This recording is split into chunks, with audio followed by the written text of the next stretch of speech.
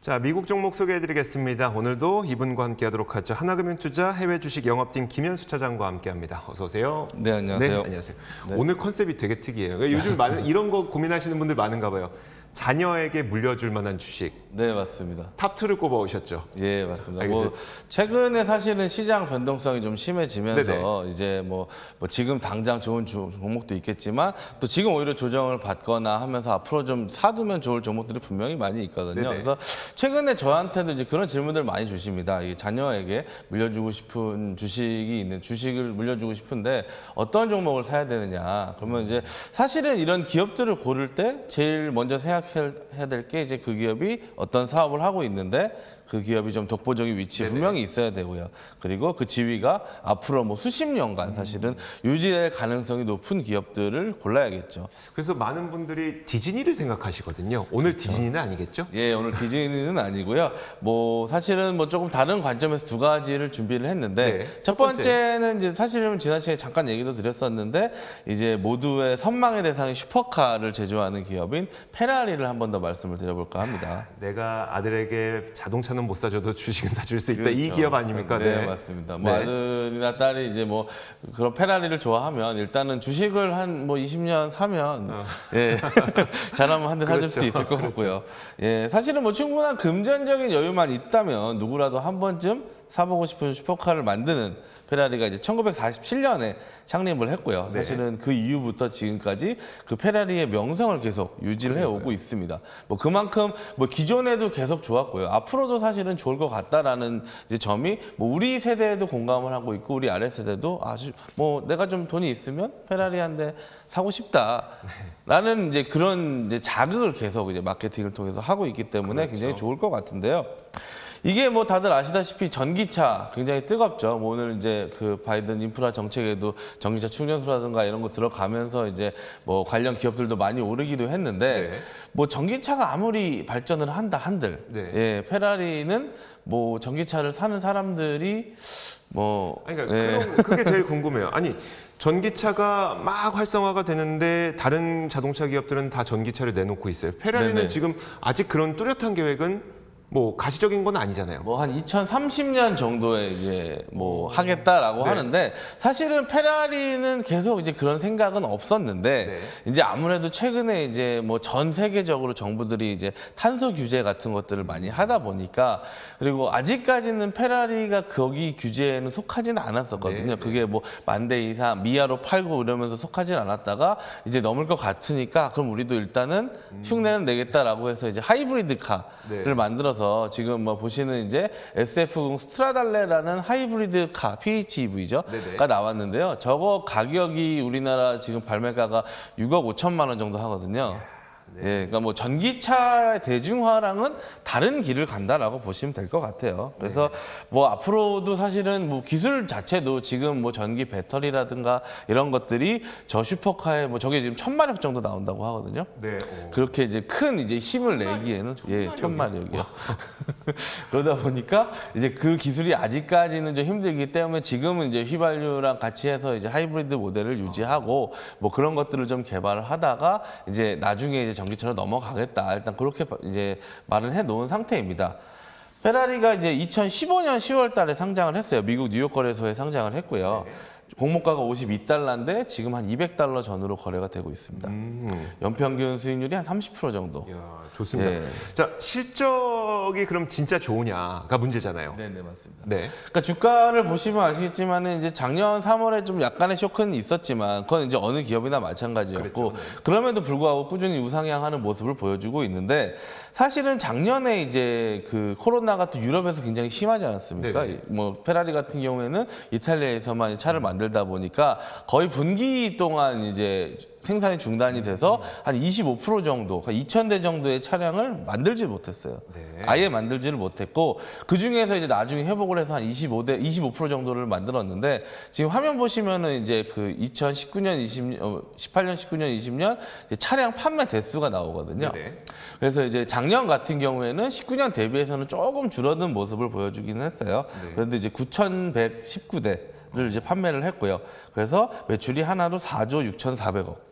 예, 한 10,000대 미만으로 팔아도 뭐 한 4조 정도의 매출이 나오는 네, 뭐 그 정도라고 보시면 되고요. 그리고 네. 이제 마진율이 굉장히 높습니다. 그래서 뭐 에비타 마진이라고 하죠. 어쨌든 이제 자동차 산업이라는 게 좀 자본 지배적인 산업이고 하다 보니까 에비타 마진을 따졌을 때는 작년에 한 33% 정도.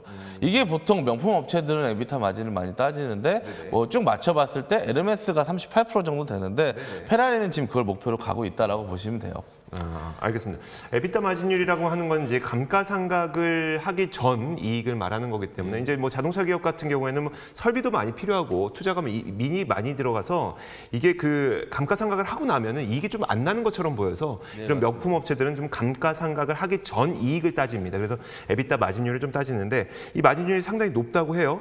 근데 이게 그 마진율을 높여가는 기업이 좋은 기업이잖아요. 페라리는 높여가고 있어요? 예, 뭐 점점 사실은 마진율이 좋아지고 있다라고 보시면 되는데요. 비싼 차가 마진율도 높아요? 예, 거기에 이제 두 가지 지금 앞으로 좋아질 이제 이유에 대해서 좀 말씀을 드릴 텐데 아까 이제 하이브리드 차 말씀드렸잖아요. 네네. SF90 스트라달레라는 하이브리드 차가 출시가 됐고 뭐 최근에 이제 SF90 스파이더라는 이제 그 차들을 이제 출시를 또 했고요. 그리고 페라리 같은 경우에는 기존의 모델들을 뭐 복원을 해서 클래식카라든가 여러 가지 한정판 모델을 복원해서 또 한정판으로 파는 한정판으로 팔다 보니까 아무래도 비싸게 팔 수밖에 없고요. 그렇죠. 그러다 보니까 마진 자체가 굉장히 많이 나옵니다. 그리고 이 SF90 스트라달레가 이제 PHEV 모델인데 이게 지금 에비타 마진율이 한 50% 정도 나온다고요. 절반을. 네. 그러니까 6억짜리 차를 팔면은 3억 정도는 남는. 그러니까 굉장히 조금 뭐 효율적인 이제 판매를 하고 있는데 그렇다고 뭐 이거를 사람들이 안 사지는 않죠. 이게 페라리를 뭐 사실은 우리가 돈이 없어서 못 사지. 아 이거 너무 비싸니까 깎아주세요라고 하기는 좀 그건 아니잖아요. 네네네. 그러다 보니까 앞으로도 이제 계속 이제 PHEV 마진율이 좋은 모델들을 출시하면서 좋아질 거고 두 번째는 이제 그 럭셔리 SUV 시장입니다. 지금 화면에도 나오고 있는데 제가 좀 정리를 해봤어요. 그러니까 뭐 에스턴 마틴, 뭐 DBX라든지 벤틀리 벤테이가, 람보르기니 우루오스, 그리고 우루스 컬리넌, 슈퍼카 SUV. 예, 슈퍼카 SUV가 다른 이제 기업들은 다 출시가 됐는데 이제 지금 페라리는 아직 출시가 안 됐고요. 예상을 이제 2022년 정도로 하고 있습니다. 그러다 보니까 이제 많이 생기는데 이게 보시면 아시겠지만 우리나라 기준으로 차 가격이 뭐 만만치가 않아요.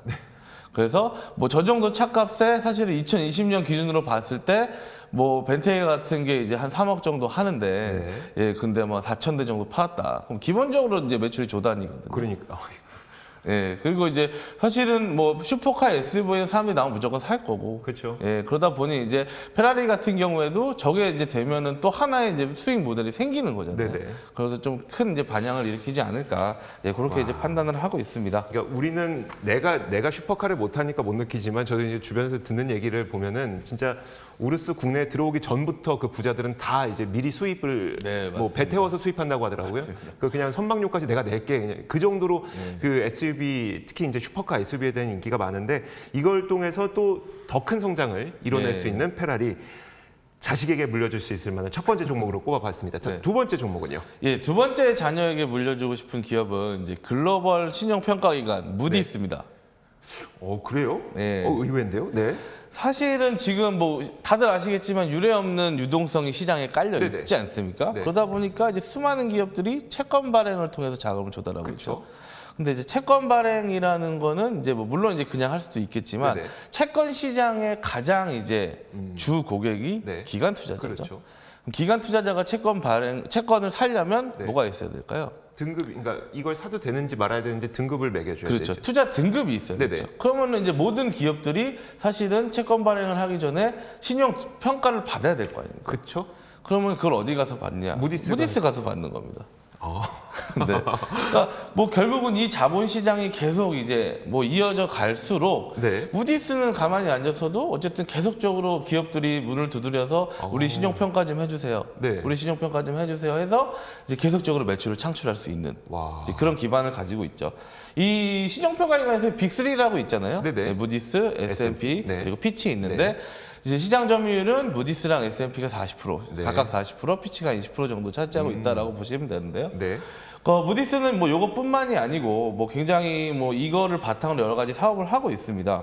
그래서 뭐 첫 번째는 이제 신용평가만 보면은 신용평가 자체로도 이제 뭐 작년 같은 경우에 33억 달러 정도의 매출을 기록했거든요. 네. 근데 이게 2012년에는 15억 달러 정도밖에 안 됐어요. 네. 그러니까 한 8년 정도 만에 2배 이상 실적이 상승을 했고 매년 뭐 5에서 6% 이상은 계속 상승을 하고 있다라고 네네. 보시면 될 것 같습니다. 화면에도 이제 작년, 재작년 이렇게 두 가지를 대비했는데 기본적으로 뭐 매출도 10% 이상이 늘었고 특히나 요즘 같은 이제 코로나 시대가 이걸 더 부추겼다라고 보시면 될 것 같아요. 오히려 더 이득이었겠네요, 코로나 때가. 그렇죠. 그리고 이제 뭐 상장 기업 입장에서는 보통 이제 투자 등급을 받을 수 있는 기업 중에서 상장 기업들이 많으니까 네. 상장 기업이 이제 자금 조달하는 방식이 이제 증자하는 방식이 있을 거고 네네. 채권 조달 방식이 있을 텐데 굳이 증자를 할 필요가 없다라는 그쵸. 거죠. 네. 그렇죠. 이제 채권이 워낙에 이율이 싸다 보니까 네. 그리고 이제 뭐 지금 인플레이션이 굉장히 심하잖아요. 네네. 그러니까 이제 지금 빌리는 그 명목 금액이 훨씬 채권 더- 발행하는 게 무조건 유리할 수밖에 없기 그쵸. 때문에 아마도 채권 발행은 올해까지도 계속 러시가 일어날 거고요. 앞으로도 마찬가지일 거라고 보여집니다. 그리고 네. 또 하나는